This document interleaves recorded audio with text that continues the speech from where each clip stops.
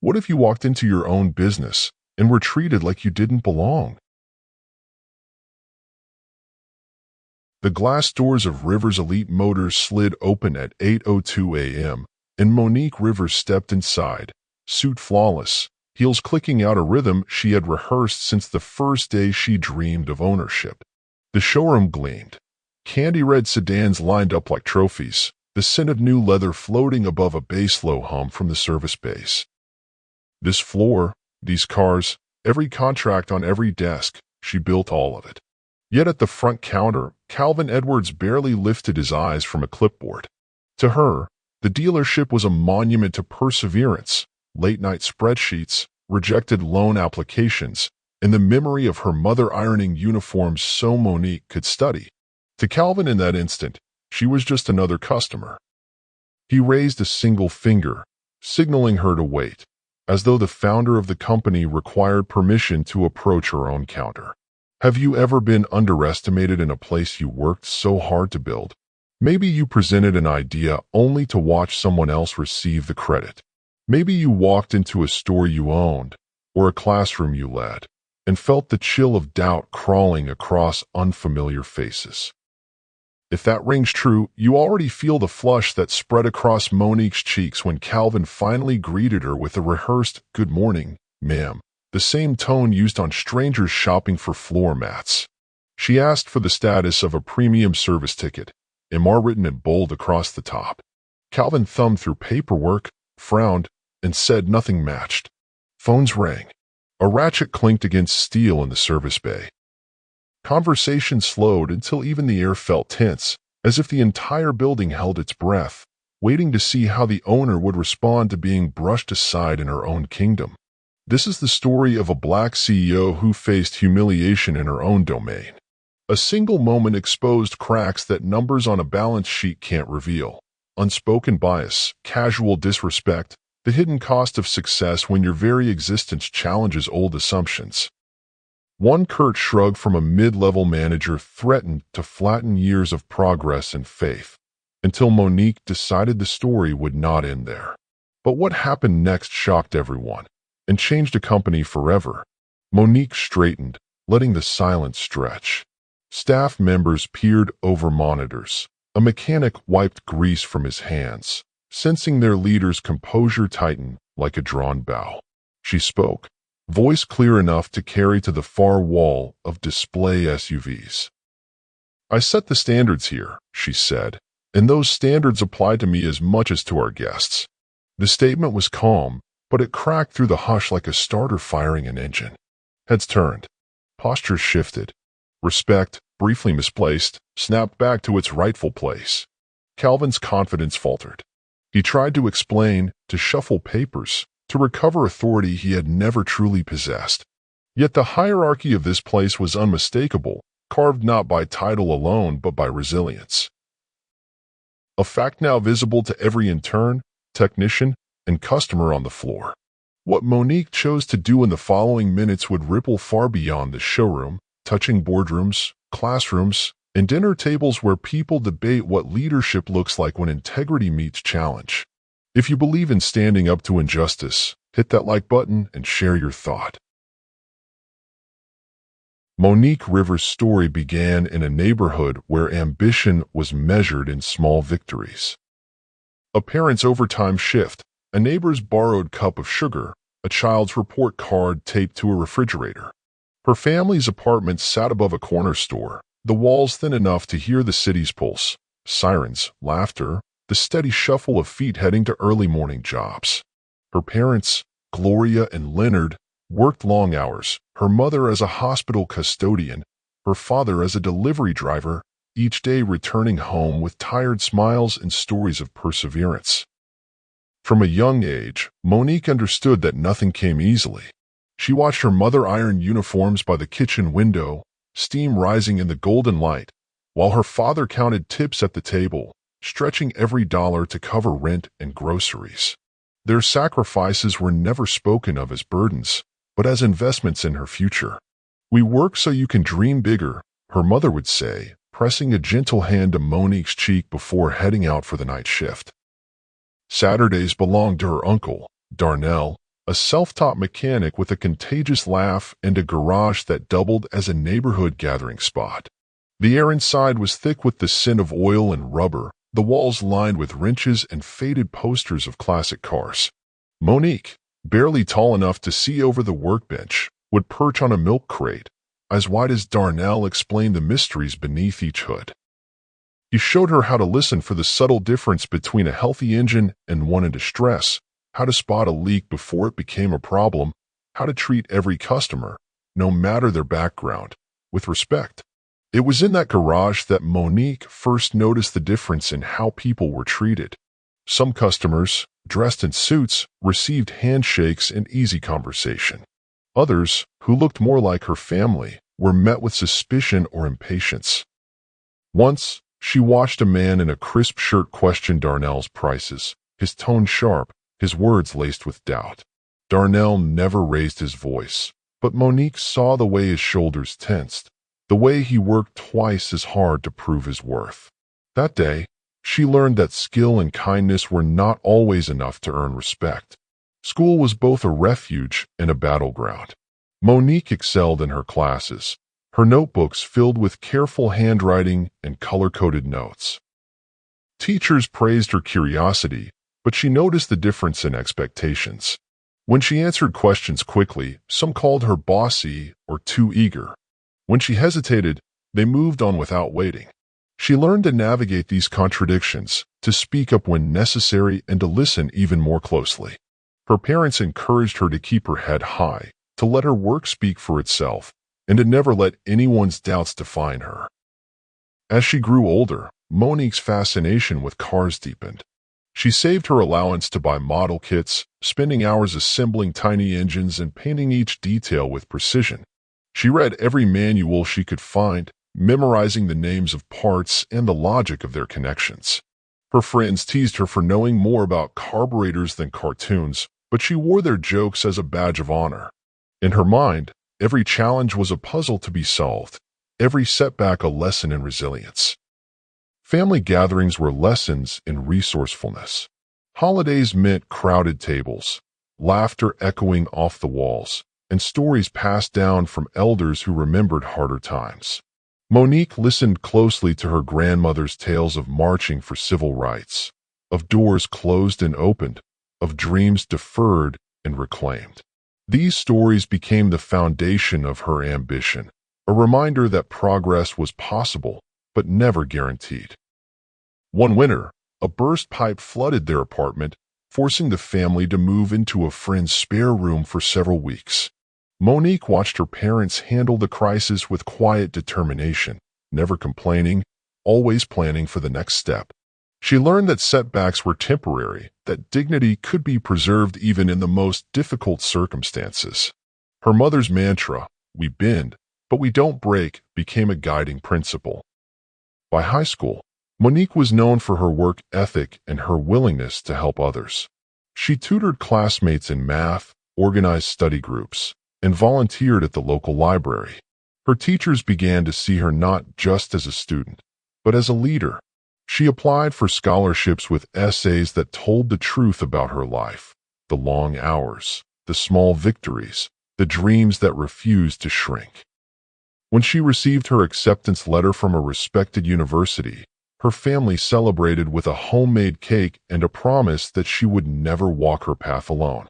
Before leaving for college, Monique returned to her uncle's garage one last time. Darnell handed her a set of wrenches, their handles worn smooth by years of use. "You'll need these," he said, "not just for fixing cars, but for fixing whatever life throws your way." She tucked them into her suitcase, a tangible reminder of where she came from and the lessons she carried forward. Monique's early years were shaped by love, sacrifice, and the quiet strength of a family determined to rise. She learned that ambition was not a solitary pursuit, but a shared journey, one that required courage, humility, and an unwavering belief in the possibility of change. The challenges she faced as a child would become the fuel for her future, propelling her toward a destiny no one else could define. Monique's first day at the local car dealership was a study in contrasts. The showroom buzzed with energy, salesmen in pressed shirts, customers eyeing glossy brochures, the faint aroma of coffee drifting from the break room.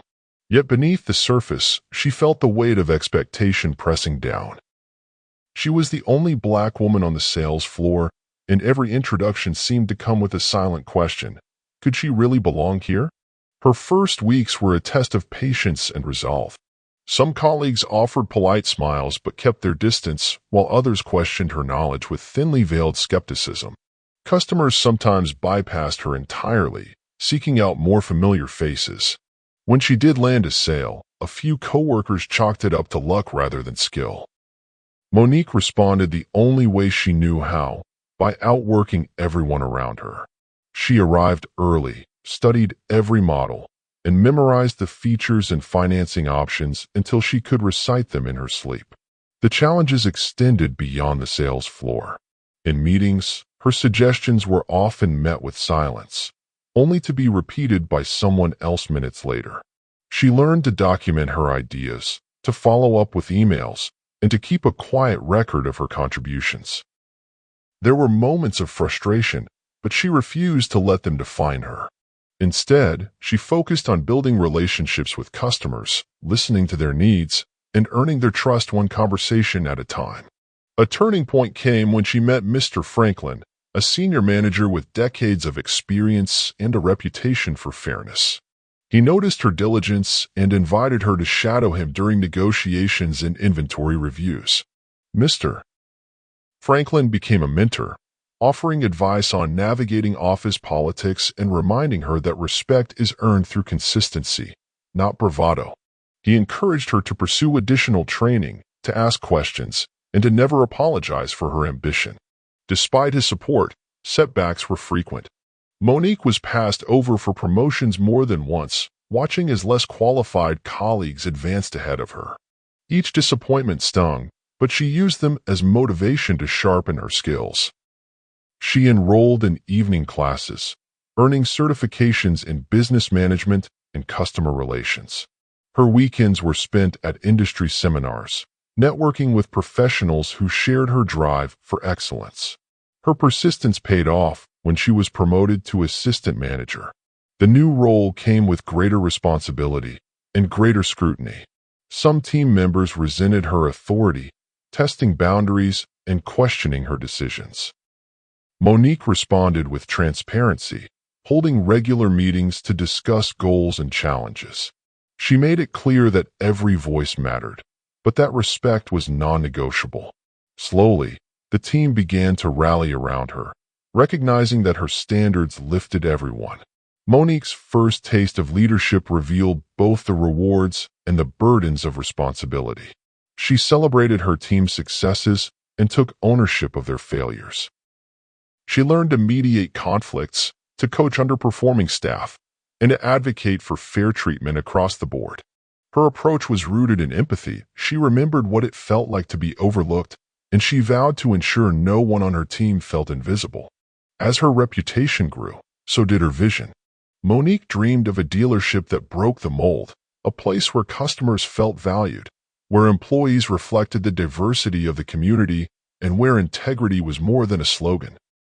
She envisioned a showroom that welcomed everyone, from first-time buyers to seasoned collectors, and a service department known for honesty and expertise. The path to ownership was anything but smooth. Securing financing proved to be a formidable challenge. Banks questioned her business plan, some hinting that her goals were too ambitious. She faced higher interest rates and stricter terms than her peers, forced to justify every projection and defend every decision. Monique refused to be discouraged. She revised her proposals, sought advice from financial advisors, and built a network of supporters who believed in her vision. Throughout this journey, Monique encountered countless microaggressions, offhand remarks about her appearance, assumptions about her competence, and the occasional customer who asked to speak to someone in charge. Each incident was a reminder of the barriers she was determined to break. She responded with professionalism, letting her results speak louder than any insult. Her breakthrough came when a local investor, impressed by her track record and community involvement, agreed to back her venture. With funding secured, Monique poured her energy into every detail of her new dealership. She designed the showroom to be open and inviting, hired a diverse staff, and implemented training programs focused on customer service and cultural sensitivity. She partnered with local organizations to offer job opportunities and mentorship to young people from underrepresented backgrounds. Opening day at Rivers Elite Motors was a celebration of perseverance. Friends, family, and community leaders gathered to witness the realization of a dream that had been years in the making. Monique stood at the entrance, greeting each guest with a smile that reflected both pride and humility. She knew the journey was far from over, but she also knew that every obstacle had prepared her for this moment. Her story is a testament to the power of resilience and the importance of creating spaces where everyone is seen and valued. Monique's rise in the auto industry was not just a personal victory, it was a challenge to the status quo, a call for change, and a promise to those who would follow in her footsteps. Have you ever had to prove yourself in a place where you felt invisible? Comment your story below. Rivers Elite Motors was never meant to be just another dealership. From the moment Monique signed the lease on the property, she envisioned a place that would challenge every expectation, where the experience of buying a car would be transformed from a transaction into a relationship. The building itself reflected her vision: glass walls that welcomed sunlight, open spaces that encouraged conversation, and a layout designed to make every visitor feel at ease. Monique's customer-first philosophy was more than a slogan on a brochure. She believed that trust was the foundation of every sale, and she made it her mission to ensure that every person who walked through the doors felt respected and heard. Sales associates were trained to listen before speaking, to ask questions that reveal the customer's true needs, and to offer solutions without pressure. The goal was not to move inventory, but to build loyalty. One handshake, one honest conversation at a time. She introduced innovations that set Rivers Elite Motors apart from competitors. Digital kiosks allowed customers to browse models and customize features at their own pace. Transparent pricing was displayed on every vehicle, eliminating the anxiety of hidden fees and last-minute surprises. Monique implemented a no-haggle policy, believing that fairness should never be up for negotiation. Service appointments could be booked online, and customers received real-time updates on their vehicle's progress. These changes were not just about convenience. They were about creating an environment where trust could flourish. Community outreach became a cornerstone of the dealership's identity. Monique understood that her success was intertwined with the well-being of the neighborhoods surrounding her business. She launched free automotive safety workshops, teaching families how to maintain their vehicles and recognize warning signs before small issues became costly repairs. She partnered with local schools to offer internships and mentorship programs, giving young people a glimpse into the world of business and the confidence to pursue their own ambitions. Rivers Elite Motors sponsored youth sports teams, supported food drives, and hosted financial literacy seminars. Monique was a familiar face at community events, not as a distant executive, but as a neighbor invested in the collective future. She believed that a business should be a force for good, and she made sure her dealership reflected that belief in every action. Inside the dealership, Monique cultivated a culture rooted in inclusivity and respect. She recruited staff from diverse backgrounds, valuing lived experience as much as technical skill. New hires underwent comprehensive training, not just in sales techniques, but in cultural awareness and conflict resolution. Team meetings were open forums where every voice mattered, and feedback was encouraged at every level. Monique set clear expectations. Discrimination, in any form, would not be tolerated. She led by example, greeting employees by name, celebrating their achievements, and offering support during difficult times. Birthdays were marked with handwritten notes, and milestones were celebrated with team lunches. Monique believed that recognition was a powerful motivator, and she made it a point to acknowledge both big wins and quiet acts of kindness. Yet, Even in this environment of progress, subtle tensions lingered. Some employees, accustomed to more traditional workplaces, struggled to adapt to Monique's collaborative approach. A few questioned the emphasis on training and community involvement, viewing them as distractions from the bottom line. There were moments when old habits resurfaced. An offhand comment, a dismissive gesture, a reluctance to embrace new ideas. Monique addressed these issues directly, using them as opportunities for growth rather than sources of division. She encouraged open dialogue, inviting staff to share their concerns and suggestions.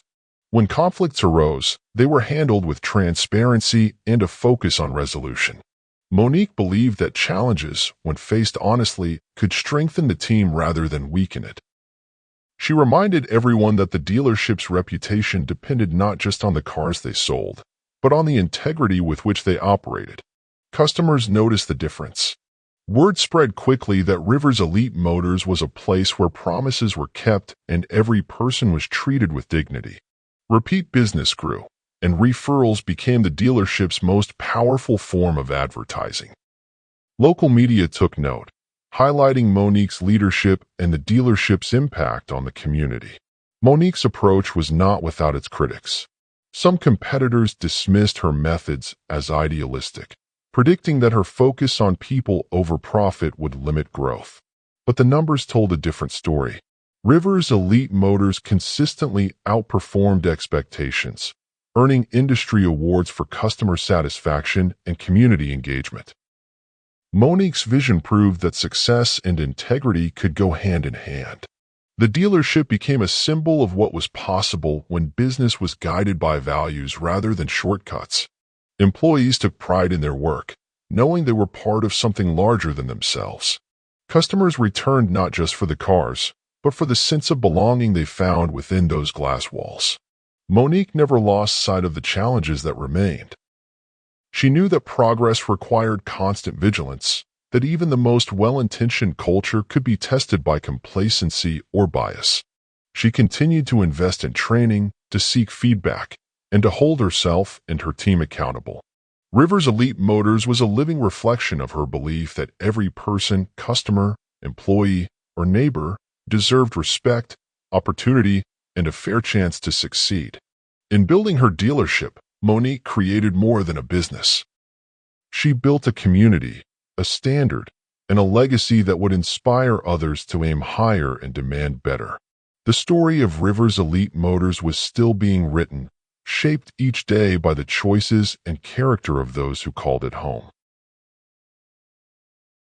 The morning began like any other at Rivers Elite Motors. The sun crept over the city skyline, casting a warm glow through the dealership's glass facade. Employees filtered in, exchanging greetings and preparing for the day's appointments. Monique arrived just after 8, her presence as steady and reassuring as ever. She paused at the entrance, taking in the familiar sights and sounds, the hum of conversation, the gleam of polished vehicles, the subtle aroma of fresh coffee drifting from the break room. Monique's routine was simple. She liked to walk the floor, greet her team, and observe the rhythm of the business she had built from the ground up. She believed that leadership meant being present, not just in the boardroom, but in every corner of the dealership. On this particular Tuesday, she planned to check on the service department, review a few customer files, and meet with her managers about an upcoming community event.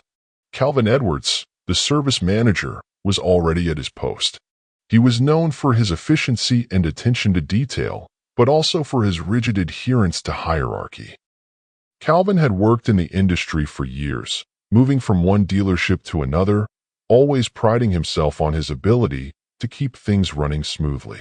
He valued order and routine, and he expected those around him to do the same. While he respected Monique's authority on paper, he sometimes struggled to reconcile her leadership style with his own deeply ingrained habits. As Monique approached the service counter, Calvin was reviewing paperwork, his brow furrowed in concentration. He barely glanced up as she drew near, his focus fixed on the forms in front of him. The waiting area was quiet, save for the soft murmur of a television and the occasional clink of a coffee cup. A few customers sat nearby, scrolling through their phones or chatting quietly. Monique greeted Calvin with a warm, "Good morning, Calvin. How's everything looking today?" Her tone was friendly, but she expected the same level of respect she extended to every member of her team. Calvin responded without looking up. "Morning. We're a little backed up, but we'll get through it." His words were clipped, his attention still on the paperwork. Monique waited, expecting him to acknowledge her role, to offer an update on the premium service request she had scheduled for her own vehicle. Instead, he continued shuffling papers, his body language closed off and dismissive. She cleared her throat gently. "I wanted to check on the status of my service ticket. It should be under MR. I scheduled it last week." Calvin finally looked up, his expression unreadable. He scanned the list, then shook his head. "Don't see anything here. Are you sure you scheduled it with us?" A hush fell over the area. An employee at the nearby desk paused mid-typing, eyes flicking between Monique and Calvin. A service technician, on his way to the garage, slowed his steps, sensing the tension. Monique felt a wave of disbelief wash over her. She had built this business, set the standards, and trained her team to treat every customer with dignity. Yet here she was, being questioned as if she were a stranger. She steadied herself, refusing to let frustration show. "Yes, I'm sure. I spoke with the front desk last week and confirmed the appointment. Could you check again, please?" Calvin's lips pressed into a thin line. He tapped at the computer, his movements deliberate. "Nothing under MR. Maybe you called the wrong location." The words stung. Monique glanced around, noticing the subtle shift in the room. Employees exchanged glances, some with concern, others with discomfort. A customer in the waiting area looked up from her phone, sensing that something was amiss. Monique's mind raced. She replayed the conversation she'd had with the receptionist, the confirmation email she'd received, the care she took to ensure everything was in order. She wondered if Calvin truly didn't recognize her, or if he was choosing not to. Either way, the message was clear. Her authority was being challenged, her presence diminished. She took a slow breath, recalling the lessons her parents had taught her about composure and self-respect. "Calvin, I'm not just a customer. I'm the owner of this dealership. I expect the same level of service and respect that we promise to every person who walks through these doors." For a moment, Calvin's mask slipped.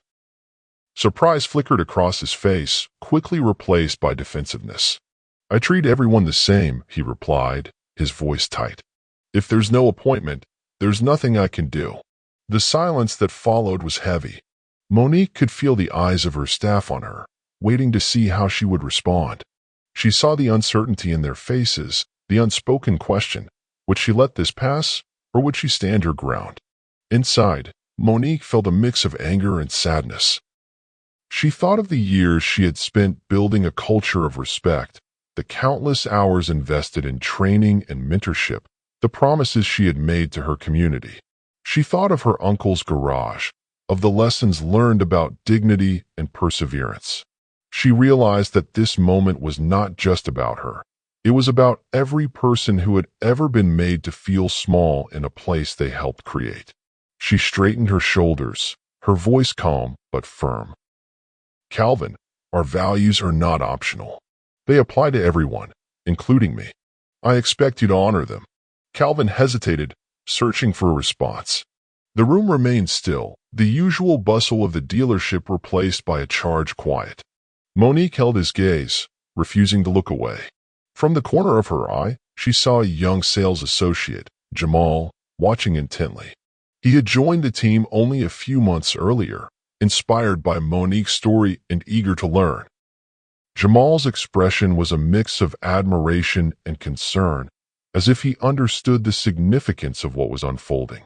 A service technician, Maria, stepped forward, breaking the silence.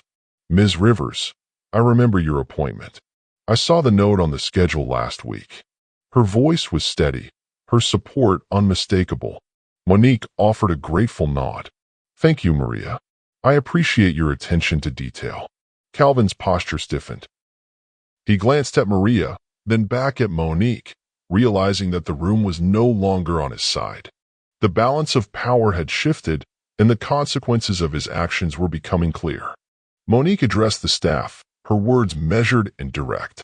This dealership stands for respect, accountability, and excellence. We don't compromise on those values, not for anyone, not ever. The message was unmistakable. Employees straightened in their seats, some nodding in agreement. The atmosphere shifted from uncertainty to solidarity, as if a silent line had been drawn in the sand. Calvin's face reddened. He muttered an apology, but the damage was done. Monique knew that a simple apology would not be enough. She turned to her assistant and asked for an immediate meeting with the management team. As she walked away from the counter, Monique's mind replayed the encounter. She felt the sting of humiliation, but also the resolve that had carried her through every challenge. She knew that her response would set the tone for the entire organization, that her actions would be remembered long after the details of the incident faded. In the privacy of her office, Monique allowed herself a moment to process the emotions swirling inside her. She thought of her family, her community, and the countless people who looked to her as a role model. She knew that leadership meant making difficult decisions, even when they came at a personal cost. The management meeting was brief and decisive. Monique outlined the events, emphasizing the importance of upholding the dealership's values. She made it clear that disrespect, whether intentional or not, would not be tolerated. Calvin was given the opportunity to explain his actions, but his justifications rang hollow. The decision was unanimous. His employment would be terminated, effective immediately. Word of the incident spread quickly through the dealership and beyond. Employees gathered in small groups, discussing what had happened and what it meant for the future. Some expressed shock, others relief. Many felt a renewed sense of pride in their workplace, knowing that their leader was willing to stand up for what was right. Customers who witnessed the exchange shared their impressions on social media, praising Monique's composure and commitment to her principles. Community members reached out with messages of support, reaffirming the dealership's reputation as a place where integrity mattered. Monique emerged from her office, her head held high. She addressed her team, thanking them for their professionalism and reminding them that every challenge was an opportunity to grow stronger together. She knew that the road ahead would not always be easy, but she was confident that Rivers Elite Motors would continue to thrive. Built on a foundation of respect, accountability, and unwavering resolve. What would you have done in Monique's shoes? Let us know in the comments. The atmosphere in the conference room was tense as Monique gathered her senior management team for an emergency meeting. The events of the morning had already begun to ripple through the dealership, and she knew that swift, clear action was necessary. She sat at the head of the table, her expression resolute, her voice steady as she recounted the incident in detail. Every manager listened closely, aware that this was not just about a single misstep, but about the standards that defined Rivers Elite Motors. Monique made her expectations unmistakable. We are not just selling cars. We are building trust. If we allow disrespect or bias to go unchecked, we lose everything we've worked for. She paused, letting the words settle. Our values are not negotiable. They apply to every person, every day. Calvin sat at the far end of the table, his posture rigid, eyes fixed on the surface in front of him. When given the chance to speak, he offered a brief explanation, insisting that he had simply followed procedure. His words, however, lacked conviction. The room was silent as Monique responded. Procedure never excuses disrespect. We are accountable for how we treat each other, no matter the circumstances. The decision was swift. Calvin's employment was terminated, effective immediately.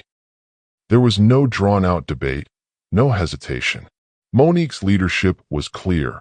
The integrity of the dealership came before any individual, regardless of tenure or past performance.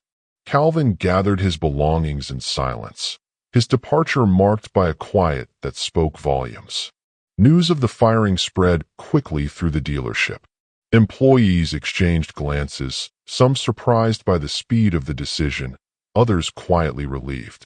For many, the incident was a wake-up call.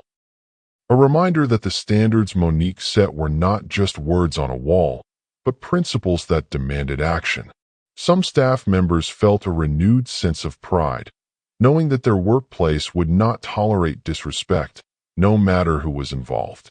The immediate aftermath was a mix of shock and reflection. In the break room, conversations turned to the meaning of accountability and the importance of upholding the culture Monique had worked so hard to create. Some employees admitted they had witnessed similar moments of bias in the past, but had hesitated to speak up. Now, they felt empowered to do so, knowing that their leader would stand behind them. Outside the dealership, the story began to attract attention. A customer who had witnessed the exchange posted about it on social media, describing Monique's calm response and the swift action that followed. The post quickly gained traction, shared by community members who praised the dealership's commitment to fairness. Local news outlets picked up the story, framing it as a powerful example of leadership and accountability in the face of adversity. Within hours, Monique's phone was flooded with messages, some from longtime customers expressing support, others from business leaders seeking advice on how to handle similar situations. Civil rights organizations reached out, commending her for setting a standard that others could follow. The dealership's social media pages filled with comments, many from people who had never visited but now wanted to support a business that stood for something more than profit. Monique understood the weight of public scrutiny. She knew that every action she took would be examined, discussed, and debated. Rather than shy away, she chose to address the situation head-on. She drafted a public statement, which was posted on the dealership's website and shared across all platforms. In her statement, Monique wrote, "At Rivers Elite Motors, we believe that respect and accountability are the foundation of our success. Today, we faced a challenge that tested those values. Our response was guided by a simple principle. Every person deserves to be treated with dignity, regardless of their role or background. We will continue to hold ourselves to the highest standards, and we invite our community to join us in building a future where fairness is not just expected, but guaranteed." The response was overwhelming. Messages of support poured in from across the city and beyond. Customers shared their own stories of being treated with kindness at the dealership. Other business owners reached out, asking for guidance on how to foster similar cultures in their own organizations. The incident, while painful, became a catalyst for deeper conversations about equity and leadership. Inside Rivers Elite Motors, Monique took additional steps to reinforce the lessons of the day. She scheduled a series of workshops focused on cultural awareness, communication, and conflict resolution. She encouraged employees to share their experiences and to hold each other accountable. The goal was not just to address a single incident, but to create an environment where respect was woven into every interaction. Monique also met individually with staff members, listening to their concerns and reaffirming her commitment to their well-being. She reminded them that leadership was not about perfection, but about the willingness to learn, adapt, and stand up for what is right. Her openness inspired others to speak honestly, to share ideas for improvement, and to take ownership of the dealership's culture. The days that followed were a period of adjustment. Some employees struggled with the sudden change, while others embraced the renewed focus on values. Monique remained visible and accessible, leading by example and reinforcing the message that every person mattered. The community's response continued to grow. Local organizations invited Monique to speak at events, sharing her perspective on leadership and accountability. The dealership saw an increase in visitors, many drawn by the story they had seen online. Rivers Elite Motors became more than a place to buy a car. It became a symbol of what was possible when principles were put into practice. Through decisive action and unwavering commitment, Monique turned a moment of humiliation into a turning point for her business and her community. The shockwaves of that day would be felt for a long time, serving as a reminder that true leadership is measured not by words, but by the courage to do what is right, even when it is difficult. The days following Calvin's dismissal brought a wave of reflection and conversation that reached far beyond the walls of Rivers Elite Motors. Employees, still processing the events, found themselves talking openly about their own experiences, some for the first time. In team meetings and casual conversations, staff members shared stories of moments when they had felt overlooked or undervalued, not just at work but throughout their lives. Monique listened closely, taking notes and encouraging honesty. She wanted every person on her team to know that their voice mattered. Jamal, the young sales associate who had witnessed the confrontation, spoke up during a staff meeting. "I've worked places where things like this happened and nobody said a word. Here, I saw our leaders stand up for what's right. It makes me proud to be part of this team." Maria, the service technician who had confirmed Monique's appointment, echoed his sentiment. "Respect isn't just a policy here, it's real. I feel safer knowing that our standards are more than just talk." These testimonials became the foundation for a new chapter at the dealership. Monique launched a series of listening sessions, inviting employees to share their ideas for making the workplace even more inclusive.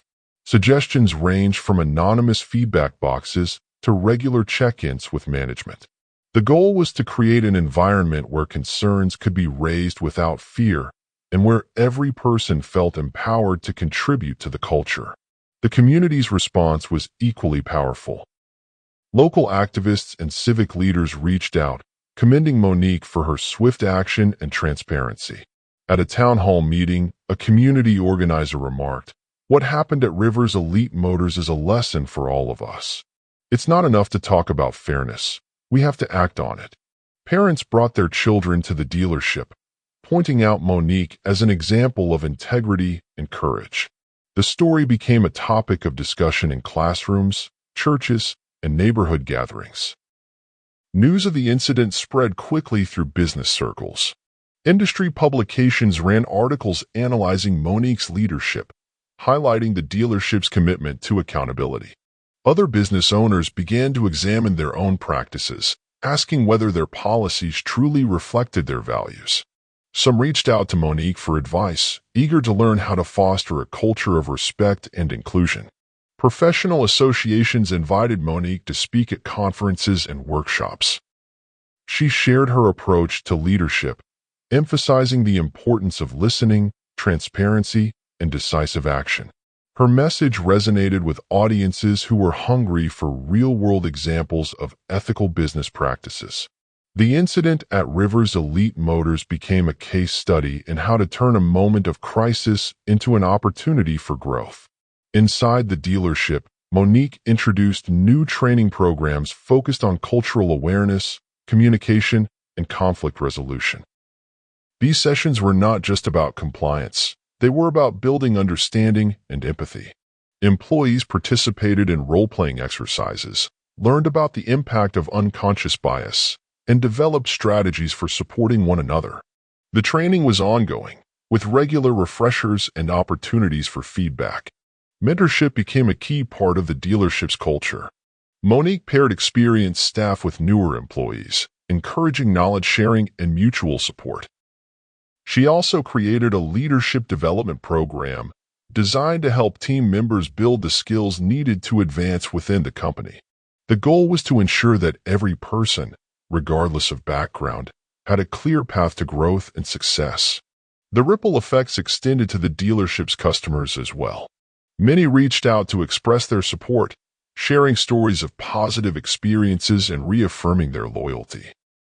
Some said they chose Rivers Elite Motors because they wanted to support a business that stood for fairness and respect. The dealership saw an increase in new customers, many of whom mentioned the story they had seen online or heard from friends. Monique's actions also sparked broader conversations about workplace safety and fairness. Local organizations began to offer workshops on equity and inclusion, inspired by the example set at Rivers Elite Motors. Business leaders formed coalitions to share best practices and hold each other accountable. The incident became a catalyst for change, not just within one dealership, but across the community and industry. As the weeks passed, the initial shock of the incident gave way to a sense of purpose. Employees felt more connected to one another, customers felt more valued, and the community saw Rivers Elite Motors as a beacon of what was possible when principles guided action. Monique continued to lead by example, reminding everyone that progress was a journey, not a destination. If you believe every workplace should be safe and fair, subscribe for more real stories. In the quiet moments after the storm, Monique found herself reflecting on the journey that had brought her to this point. She thought of her parents' sacrifices, her uncle's lessons in the garage, and the countless hours spent building a business that stood for more than profit. The events at Rivers Elite Motors had tested her resolve, but they had also revealed the true strength of her vision. Monique understood that leadership was not about avoiding mistakes, but about responding to them with honesty and courage. She recognized that every decision she made sent a message, not just to her employees, but to the community watching from afar. The incident with Calvin had been painful, but it had also become a turning point. It forced everyone at the dealership to look inward, to examine their own actions, and to recommit to the values that set them apart. The dealership's mission emerged from this challenge stronger than ever. Monique gathered her team and spoke from the heart. We are more than a business. We are a family, and our strength comes from our willingness to stand together, even when it's hard. Our promise is simple. Every person who walks through our doors will be treated with dignity and respect. That is our legacy, and it's one we build every day. Rivers Elite Motors became a place where lessons were not just taught, but lived. Employees took pride in their work, knowing that their efforts contributed to something meaningful. Customers returned, not just for the cars, but for the sense of belonging they found within those walls. The dealership's reputation grew, not because of flashy advertisements, but because word spread that this was a place where fairness was more than a slogan. Monique's journey continued, shaped by the challenges she faced and the victories she earned. She remained committed to mentoring young people, sharing her story at schools and community events.